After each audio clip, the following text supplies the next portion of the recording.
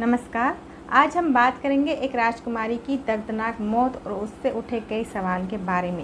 कहते हैं कि ब्रिटेन का सूरज कभी अस्त नहीं होता। हो सकता है यह बात सच हो, लेकिन एक वक्त ऐसा भी आया जब इसका सूरज अस्त भी हुआ। 31 अगस्त 1997 को ऐसा ही वक्त ब्रिटेन के इतिहास में आया था। इसकी वजह बनी थी फ्रांस में राजकुमारी डायना की मौत। ये वही राजकुमारी डायना थी जो कभी प्रिंस चार्ल्स की बीवी हुआ करती थी, लेकिन इन दोनों के बीच आए मनमुटाव के बाद दोनों अलग हो गए थे।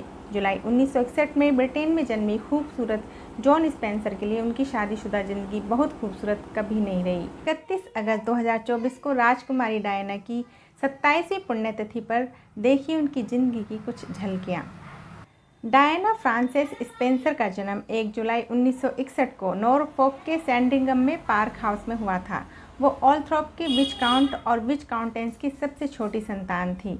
अपने माता पिता के तलाक के बाद डायना को अक्सर अपने नॉर्थएम्प्टनशायर और स्कॉटलैंड के घरों के बीच सफ़र करना पड़ता था।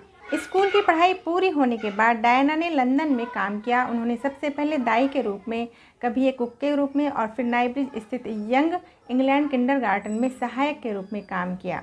ऐसी अफवाह फैलने लगी कि प्रिंस ऑफ वेल्स चार्ल्स के साथ उनकी दोस्ती से कुछ अधिक है। उन्हें लगभग हर मोड़ पर मीडिया और टेलीविज़न का सामना करना पड़ा और उन्हें काम छोड़ना पड़ा।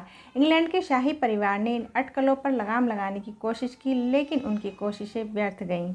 24 फरवरी 1981 को डायना और प्रिंस ऑफ वेल्स की सगाई की पुष्टि कर दी गई। डायना की अंगूठी की कीमत लगभग 30,000 पाउंड आंकी गई थी, जिसमें 1 नीलम और 14 हीरे जड़े थे। 29 जुलाई 1981 में उनकी शादी सेंट पॉल्स कैथेड्रल में हुई। वो अपने पिता अर्ल स्पेंसर का हाथ पकड़े चर्च में आई। उनकी शादी की ड्रेस डेविड और एलिजाबेथ इमेनुअल ने डिजाइन किया था। इसमें 24 फीट की चुनरी थी, जिसे हाथी दांत से बने टाफेटा और एंटीक लेस से सजाया गया था। शादी के वक्त डायना की उम्र मात्र 20 साल थी। अपनी मां की निगरानी में और पिता का हाथ पकड़कर उन्होंने शादी की कस्में लेने की तैयारी की। इस दौरान वो बस एक बार ही घबराई सी लगी, वो भी तब जब उन्हें सही ऑर्डर में अपने पति का नाम लेना पड़ा।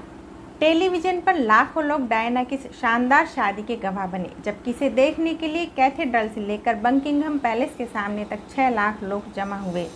अपने हनीमून के लिए डायना और चार्ल्स अपने शाही याट बर्निया पर 12 दिनों की समुद्र यात्रा के लिए गए। वो भूमध्य सागर से होते हुए मिस्र तक गए और बालमेराल के किले में रुके। डायना हमेशा एक बड़ा परिवार चाहती थी। शादी से 1 साल के भीतर ही 21 जून 1982 को उन्होंने अपनी पहली संतान प्रिंस विलियम्स को जन्म दिया, जो शाही गद्दी के दूसरे उत्तराधिकारी हैं। उन्हें लगता था कि शाही चकाचौंध में भी वो जितना हो सके अपने बच्चों की परवरिश साधारण तरीके से ही करें। प्रिंस विलियम्स पहले राजकुमार थे जो नर्सरी में गए। डायना ने अपने बच्चों को पढ़ाने के लिए निजी टीचर नियुक्त करने की बजाय उन्हें दूसरे बच्चों की तरह स्कूल जाने दिया। 15 सितंबर 1984 में प्रिंस विलियम्स को उनका भाई मिला। नए बच्चे का नाम रखा गया हेनरी। हालांकि बाद में उन्हें प्रिंस हैरी के नाम से जाना जाने लगा। डायना जल्द ही शाही परिवार की अपनी जिम्मेदारियों में व्यस्त हो गई। वो नर्सरी, स्कूलों और अस्पतालों में लोगों से मिलने जाती रहीं।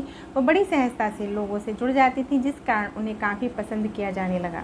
अमेरिका में अपनी आधिकारिक यात्रा के दौरान व्हाइट हाउस में उन्होंने हॉलीवुड अभिनेता जॉन ट्रेवोल्टा के साथ डांस किया।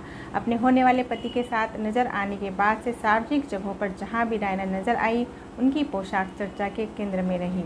राजकुमारी डायना समाज सेवा के अपने कामों के लिए जनता में लोकप्रिय रही। एड्स बीमारी से पीड़ित लोगों की दशा को सार्वजनिक चर्चा का विषय बनाने में उन्होंने महत्वपूर्ण भूमिका निभाई।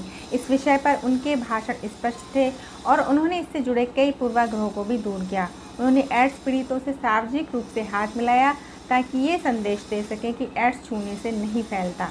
डायना अपने पति के साथ देश और विदेश के कई दौरे पर गईं, लेकिन 1980 के दशक में पति पत्नी के बीच दरार की खबरें आने लगीं और दोनों की अलग अलग जिंदगियों के बारे में लोग जानने लगे। 1992 में अपने भारत दौरे के दौरान डायना आगरा गई थी। इस दौरान प्यार की मिसाल कहे जाने वाले ताजमहल के सामने उन्होंने अकेले बैठकर तस्वीर खिंचवाई थी। डायना अपने बच्चों के लिए एक अच्छी माँ बनी। डायना के बारे में प्रिंस हैरी ने कहा था कि वो एक शरारती माँ थी और उन्होंने हमें ढेर सारा प्यार दिया।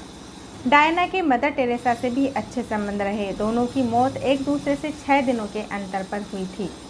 डायना ने मार्टिन बशीर और बीबीसी को 20 नवंबर 1995 को काफ़ी खुला इंटरव्यू दिया था। उन्होंने अपने डिप्रेशन, प्रिंस चार्ल्स से शादी टूटने और शाही परिवार से अपने तनावपूर्ण संबंधों पर खुलकर बात की थी।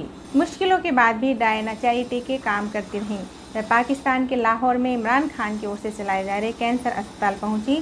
तस्वीर में उनके साथ दिख रही इमरान खान की उस वक्त की पत्नी जैमिमा खान है। डायना और चार्ल्स का तलाक 28 अगस्त 1996 को हुआ। अगले साल जून में उन्होंने अपनी 79 ड्रेस नीलाम कर दी, जिन्हें पहनकर वह दुनिया भर की पत्रिकाओं के कवर पेज पर दिखी थी। इस नीलामी से उन्हें करीब $4.5 मिलियन आज के ज़माने में 29 करोड़ रुपए मिले और यह सारा पैसा उन्होंने दान कर दिया। 31 अगस्त 1997 को बैरिट्स पेरिस में वह उद्योगपति मोहम्मद अल-फायद के बेटे डोडी अल-फायद के साथ डिनर करके निकली। दोनों लिमोजिन में सवार हुए। कुछ बाइक सवार फोटोग्राफरों ने उनका पीछा किया, जो नए दोस्त के साथ डायना की कुछ तस्वीरें चाहते थे। इसी दौड़ में अंडरपास में हादसा हो गया। जब डायना की शव यात्रा निकली तो उस रास्ते पर 10 लाख से ज़्यादा लोगों की भीड़ उन्हें अलविदा कहने के लिए उमड़ी। उनके बेटे विलियम और हैरी, प्रिंस चार्ल्स और ड्यूक ऑफ एडिनबर्ग उनके शव के ठीक पीछे चल रहे थे। डायना की मृत्यु के समय उनकी आयु 36 वर्ष की थी। उनकी मृत्यु ने यूनाइटेड किंगडम और दुनिया भर में सार्वजनिक शोक की लहर पैदा कर दी और उनके अंतिम संस्कार को अनुमानित 2.5 बिलियन लोगों ने देखा।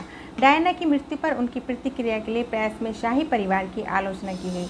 डायना में लोगों की दिलचस्पी बहुत अधिक रही है और उनकी मृत्यु के बाद के दशकों में भी उन्हें नियमित रूप से प्रेस कवरेज मिलती रही है। तो आज की ये स्टोरी आपको कैसी लगी, हमें कमेंट करके ज़रूर बताइए। कल एक नई जानकारी के साथ फिर मिलेंगे, तब तक के लिए नमस्कार।